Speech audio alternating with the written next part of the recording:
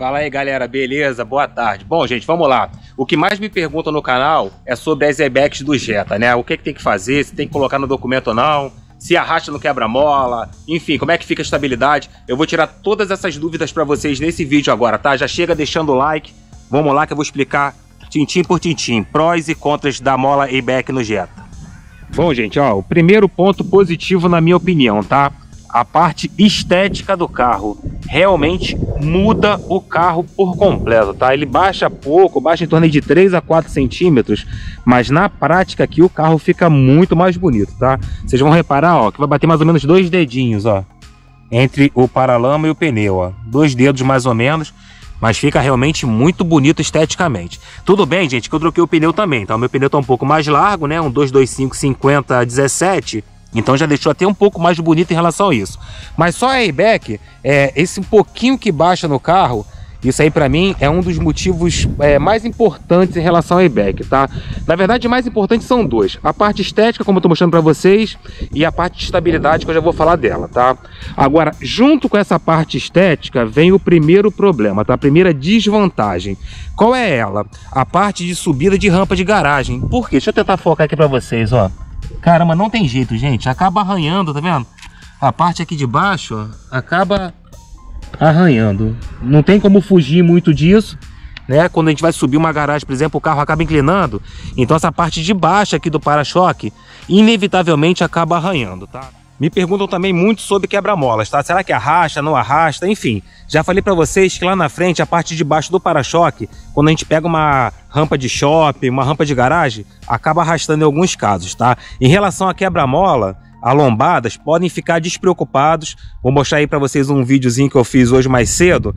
O carro passa no quebra-mola, na lombada, bem suave, bem tranquilo, mesmo em lombadas um pouco mais altas, sem arrastar, tá? Então, nesse sentido, a airbag realmente surpreende, tá? Você passa de boa, sem essa preocupação do carro tá arrastando em quebra-molas em lombadas.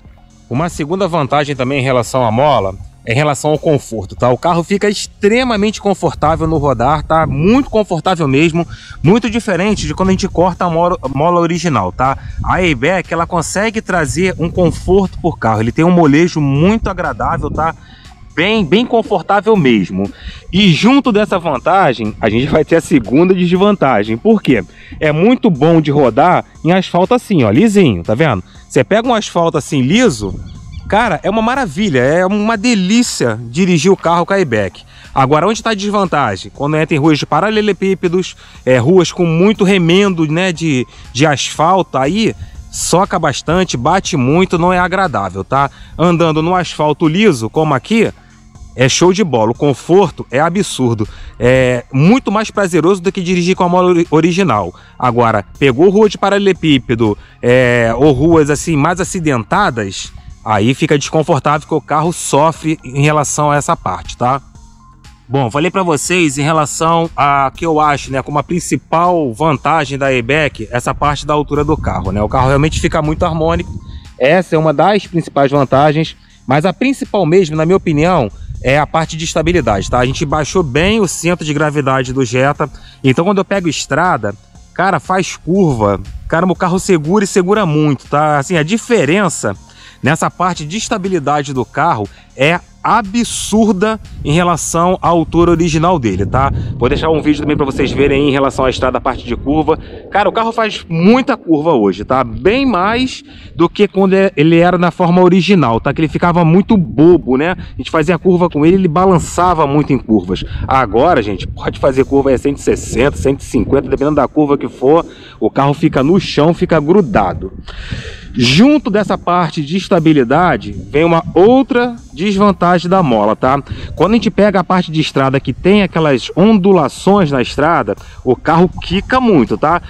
A gente não sente que vai perder o carro, tá? Que vai perder a segurança do carro. Porém, nessa parte de lombadas, dessas estradas que tem essas lombadas, o carro realmente quica muito de acordo com a estrada, tá?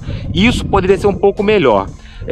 Eu tenho estudado um pouco sobre isso também. Me parece que se eu colocar um amortecedor também esportivo, eu consigo travar mais o carro, e o carro mesmo em ruas mais irregulares, acima de 180, 160 por hora, ele não quicar tanto, tá? Isso é uma coisa que eu estou estudando para o futuro. Em relação à documentação, tá, gente? Assim, oficialmente, quando a gente compra a mola ABEC e coloca no carro, qualquer que seja ele lá vem a nota fiscal junto e tem sim que fazer a regularização junto ao Detran, tá? Eu sei que quase ninguém faz, mas o correto é fazer essa alteração para constar no documento, tá? Mas a maioria das pessoas não fazem, até porque como o carro não fica tão rebaixado, né? Não dá aquela sensação de carro rebaixado demais, as pessoas acabam deixando para lá e andam com o carro dessa forma normalmente. Não vejo nenhum problema nisso, mas o correto é fazer a documentação direitinho, tá? Ir no Detran e fazer a parte da documentação direitinho para carro rebaixado, tá bom? Esse é o correto. Gente, ó, uma das principais desvantagens em relação ao ABEC, tá? Uma vez com a ABEC colocada no carro, se o carro estiver na garantia e tiver um problema na suspensão, a montadora vai negar essa garantia, vai falar que o carro quebrou porque você trocou a mola do carro, tá? É óbvio que muitas das vezes não tem nada a ver com a mola, mas eles vão alegar isso porque eles adoram arrancar nosso dinheiro, tá? Então essa é uma grande desvantagem, tá? Em relação à ABEC. Um segundo detalhe é em relação aqui aos sensores, tá vendo? No caso aqui do Jetta nós temos sensores dianteiros e também temos sensores lá na parte traseira. O que que acontece? Ele fica com a acessibilidade alterada, tá? Porque nós baixamos o centro de gravidade, o carro ficou mais baixo. Então, por exemplo, numa saída de garagem, numa rampa de shopping, ele fica mais sensível, tá? Ele enxerga um pouco mais, digamos assim, esses obstáculos e acaba pitando lá na multimídia. Tem como acertar isso? Tem. Via VCDS, tem como você regular essa parte também em relação ao sensor. Mas eu sinceramente não fiz porque é uma coisa que não me incomoda tanto assim. É só na hora de estacionar o carro, na hora de sair de uma rampa de shopping, por exemplo. Quer dizer, então é uma coisa simples, eu acabei não fazendo. Mas tem como fazer, tá bom? Ah, Carlos, eu quero o carro um pouco mais baixo. Tem como? Tem. Colocando a mola do GTI, tá? Se colocar a mola ABEC do GTI no Jetta, ele vai baixar mais um dedo, tá? Então, em vez de entrar aqui entre o pneu e o paralama 2 dedos, vai entrar um, tá? Vai ficar um pouquinho mais baixo aqui se usar a mola do GTI, tá? Então você tem essas duas alturas. Dizem também que se colocar a mola do GLI, ele fica um pouquinho mais alto, mas eu sinceramente, pessoalmente, eu nunca vi. Então não posso afirmar com certeza, tá bom? Bom, vamos lá, resumindo, o que eu mais gostei: parte estética, beleza, isso aí, sem dúvida, o carro muda, fica muito mais bonito. E a parte de estabilidade, tá? Dá para andar no carro aí na estrada, fazer curvas. O carro ganha muito de chão, muito, gente, muito. Assim, a diferença do carro em relação a chão na estrada pro carro de forma original, assim, não tem nem comparação, tá bom? Isso é muito, muito agradável. A parte ruim: ruas esburacadas, paralelepípedo, o carro faz barulho, quica muito, não é muito agradável, tá? Não é mesmo. Se a cidade de vocês estiverem em ruas muito ruins, não vale a pena a ABEC. E a parte de estrada também, quando a gente pega aquelas ondulações, como eu falei, isso é um ponto muito negativo para mim, tá? O carro passa de 160, 180 por hora, o carro quica bastante, tá? Vou pensar nessa parte do amortecedor, ver se vale a pena trocar ou não, ver se ele fica mais durinho.